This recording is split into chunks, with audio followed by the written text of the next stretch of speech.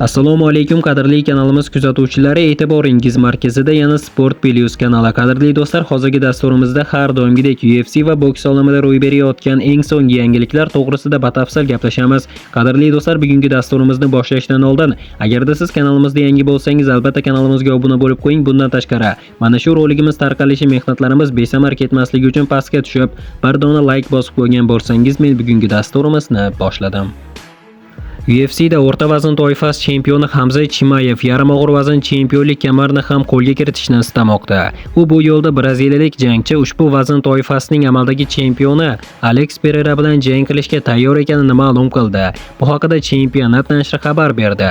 Albatta ikkinchi kamar uchun jang qilishni xohlayman. Alex Pereira men uchun qulay raqib. Agar u bilan tik turgan holatda jang qilishni kamaytirsa, uni yengish mumkin. Hamma uni juda kuchli yigit deyapti.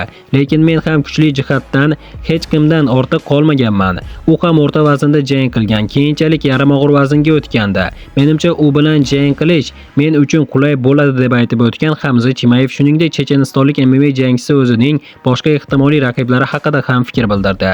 Nasruddin Imamovni, Renede Riderni yoki Anthony Andersonni kim bo'lishining farqi yo'q. Eng muhimi jangga yarasha gonorar bo'lishi kerak deya qo'shimcha qildi u Hamza Chimayev. Ma'lumot uchun aytib o'taman do'stlar, Hamza Chimayev 2025-yil 17-avgust yakshanba tongida Amerika Qo'shma Shtatlarining Illinois shtati Chikago shahrida bo'lib o'tgan UFC 319 turnirida janubiy afrikalik Dricus du Plessis ustidan g'alaba qozonib chempionlik kamarini qo'lga kiritgandi.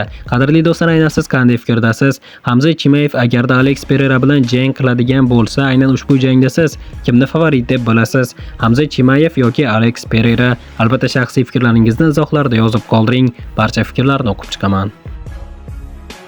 Hozirda yengil vazn toifasi reytingida 5-o'rinni egallab turgan Justin Gaethje agar o'zidan bir pog'ona pastda borayotgan Paddy Pimblettga chempionlik jangi berilsa, faoliyatini hatto yakunlashini aytmoqda.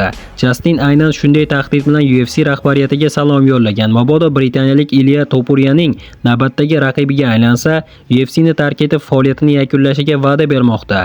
Bu haqida uning menejeri Ali Abdulaziz xabar berdi. Justin Gaethje har doim o'z so'zida turadi, dedi Ali Abdulaziz. Submission radiosining bergan intervyusida agar Paddy'ning oldinga o'tkazib yuborishsa, u faoliyatini yakunlaydi va UFC'da boshqa hech qachon jang qilmaydi. Uning sodir bo'lishiga ishonaman, ammo UFC bu biznes. Paddy'ga qarshi hech narsa yo'q, u ajoyib tomoshabob jangchi. Lekin uning so'nggi 3 ta raqibi umumiy hisobda 13 ta mag'lubiyatdan iborat seriyani davom ettirgan. Justin Gaethje reytingda undan oldinda. Justin UFC uchun ko'p ish qilgan. Paddy Pimblett Gaethje'dan o'zib ketishga huquqiga qo'lga kiritish uchun UFC uchun nima qildi?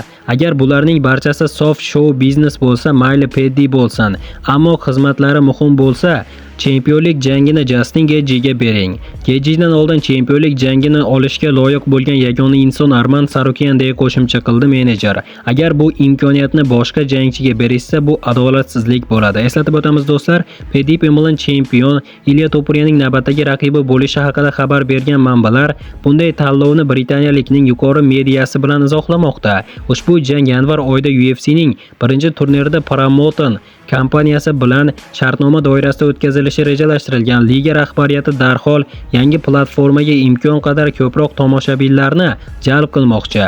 Ammo do'stlar, haqiqatan ham Paddy Pimblettga Ilya Topurya'ga qarshi chempionlik jangi berilsa, bu Justin Gaethje'ga nisbatan juda ham katta hurmatsizlik bo'ladi.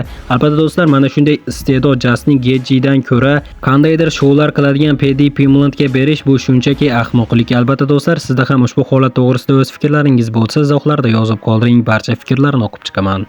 Bu paytda bo'lsa o'zbekistonlik UFC jangchimiz Bogdan Guskov oldida juda ham katta sinov turibdi. Hamyurtimiz Bogdan Guskov a'lo kayfiyatda 6-dekabr kuni bo'lib o'tadigan UFC 323 turnirida Yan Blachowicga qarshi jang oldidan mashg'ulotlarni qizg'in davom ettirmoqda. Qadrli do'stlar, bizdan ham qisqagina motivatsiya bo'lish uchun hoziroq kommentariyaga tushib, hamyurtimiz Bogdan Guskovni qo'llab-quvvatlagan holda "Olg'a O'zbekiston, olg'a Bogdan Guskov" deb yozib qo'yishni unutmang. Va mana do'stlar, hozirgi dasturimiz xuddi mana shu yerda o'z yakuniga yetdi. Videoni oxirigacha ko'rganlarning barchasiga kattakon rahmat. Video yoqqan bo'lsa like bosishni unutmang. Keyingi dasturlarimizda ko'rishguncha xayr, o'zingizni ehtiyot qiling. Sport Plus kanalimizdan uzoqlashmang. Tez orada ko'rishguncha do'stlar.